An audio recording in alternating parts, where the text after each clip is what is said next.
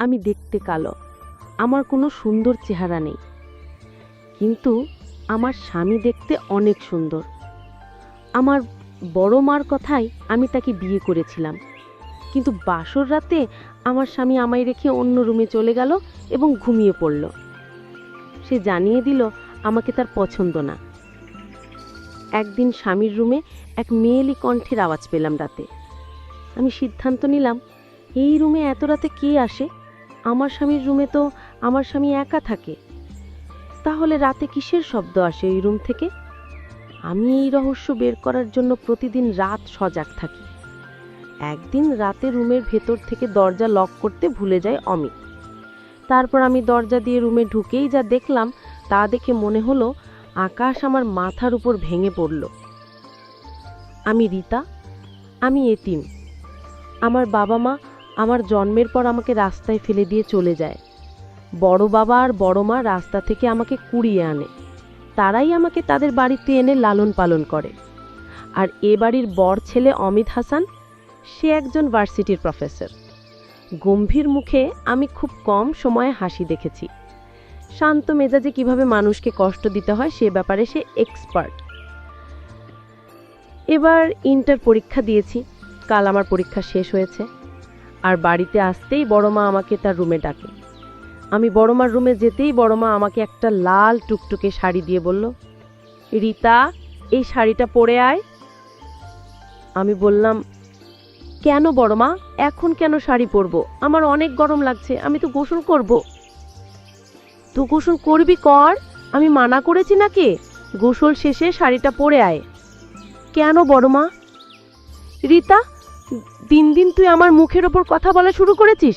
তোকে শাড়ি পরতে বলেছি, শাড়ি পরবি, আর কোনো কথা শুনতে চাই না।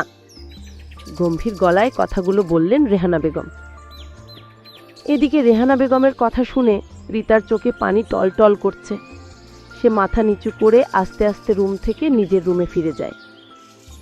এ বাড়িতে বড় মা আর বড় বাবা ছাড়া কেউ আমাকে পছন্দ করে না। ছোট মা তো দেখলেই ছিটকে মনে হয় আমি কোনো নোংরা আবর্জনা, তাই আমাকে সব সময় দূর দূর করে। আচ্ছা, আমার বাবা মাকে আমার দেখার অনেক ইচ্ছা। সবার বাবা মা আছে, আমার কেন নেই? আমার বাবা মার কি আমার কথা একবারও মনে হয় না? আমি তো জানি মায়েরা সন্তানের জন্য সব করতে পারে, তাহলে আমাকে কেন রাস্তায় ফেলে গেল? নিজের রুমে ঢুকে বিছানায় গা এলিয়ে দিলাম। আমার এ বেহায়া চোখে মনে হয় সাগর আছে। এত পানি পড়ে তাও এ চোখের পানি ফুরি না। গোসল করে শাড়িটা পরে ভেজা চুলগুলো ফ্যানে বাতাসে শুকিয়ে চুলগুলোকে খোপা করে বড়মার রুমের দিকে যাচ্ছিলাম।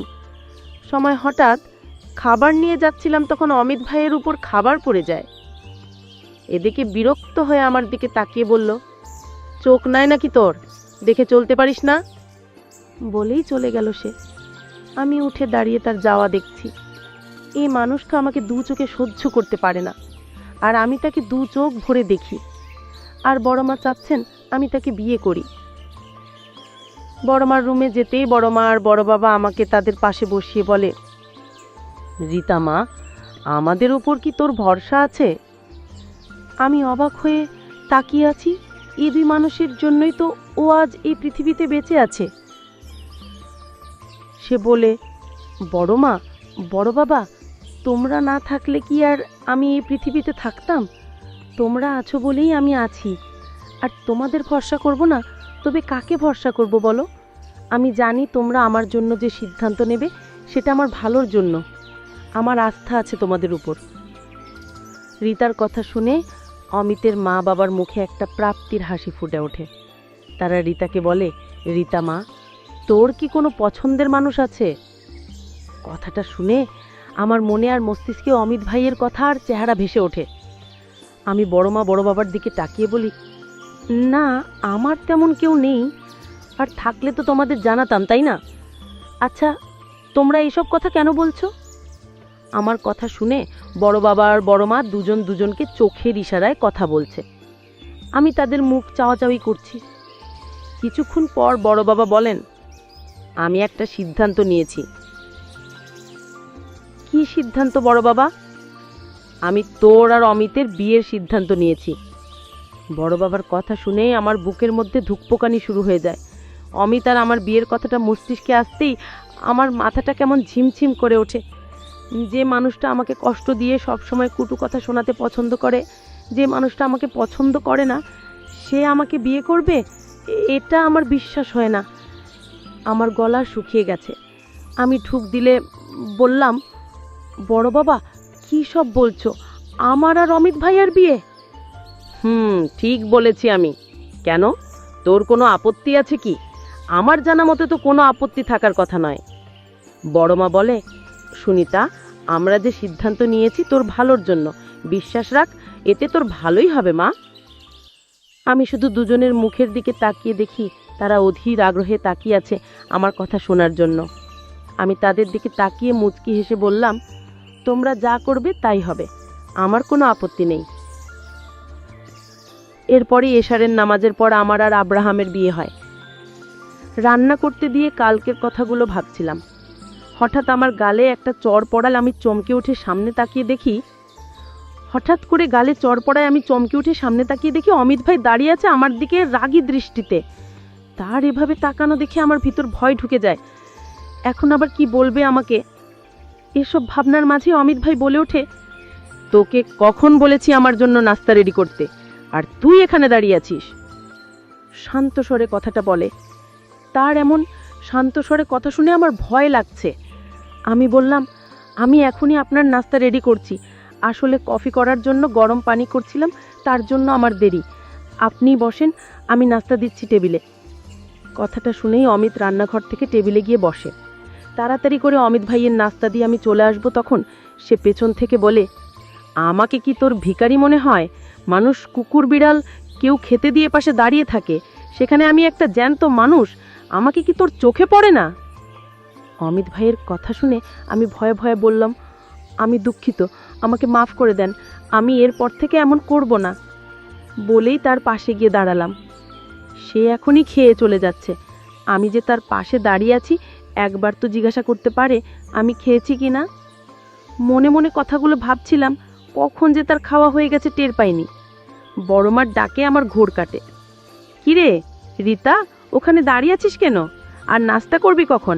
অনেক বেলা হয়ে গেছে, তাড়াতাড়ি নাস্তা করে নে। বড়মার দিকে তাকিয়ে মুচকি হেসে বললাম, করে নিচ্ছি। তোমরা নাস্তা করছো? আমাদের সবার নাস্তা করা শেষ, তুই শুধু বাকি, তাড়াতাড়ি খেয়ে নে। দুপুর 1টা বাজে। দুপুর খাবার সব রান্না করে টেবিলে রেখে দিয়েছি, যার যেটা প্রয়োজন সে নিয়ে খাবে। আমার শরীর আর চলছে না। কাল রাতের মারের ব্যথায় আমার পুরো শরীর ব্যথা করছে। কোনো রকমভাবে বিছানায় শুয়ে পড়লাম। মনে হচ্ছে জ্বর আসছে, কেমন যেন ঠান্ডা লাগছে। দুপুরে খাবার টেবিলে সবাই একে একে বসে পড়ছে খাবার খাওয়ার জন্য, কিন্তু রীতাকে দেখতে না পেয়ে রেহেনা বেগম বলে, কি হলো, রীতা আসেনি এখনো খেতে? রেহেনা বেগমের কথা শুনে রেহেনা বেগমের জামিমি বেগম মুখ বাঁকিয়ে বলে, ও আসেনি তো কি হয়েছে, ওর জন্য কি আমরা না খেয়ে থাকবো নাকি? আমি কখন বললাম রীতা না এলে আমরা খেতে পারবো না? বলনি? তাহলে অপেক্ষা করছো কেন ওই মেয়ের জন্য? বলেই তিনি খাওয়া শুরু করেন। সবাই খাওয়া শুরু করে। রেহেনা বেগমের মনটা কেমন করে রীতার জন্য। তিনি খাওয়া শেষ করে রীতার খাবার প্লেটে সাজিয়ে নিয়ে রীতার রুমে এসে দেখে রীতা বিছানায় ফ্যান অফ করে কম্বল গায়ে জড়িয়ে শুয়ে আছে। রীতাকে এভাবে শুয়ে থাকতে দেখে তার কপালে ভাঁজ পড়ে। সে খাবারটা টেবিলে রেখে রীতার পাশে বসে। মাথায় হাত দিতেই চমকে ওঠে, ওর পুরো শরীর জ্বরে পুড়ে যাচ্ছে। তিনি তাড়াতাড়ি করে কটা বাটিতে পানি আর একটা রুমাল ভিজিয়ে রীতার কপালে রাখে। তারপর তাড়াতাড়ি করে নিজের রুমে গিয়ে জ্বরের ওষুধ এনে খাওয়ায়। এভাবে জ্বরপট্টি আর ওষুধ খাওয়ানোর ফলে আস্তে আস্তে রীতার জ্বর কমতে শুরু করে। রাত 8টা বাজে।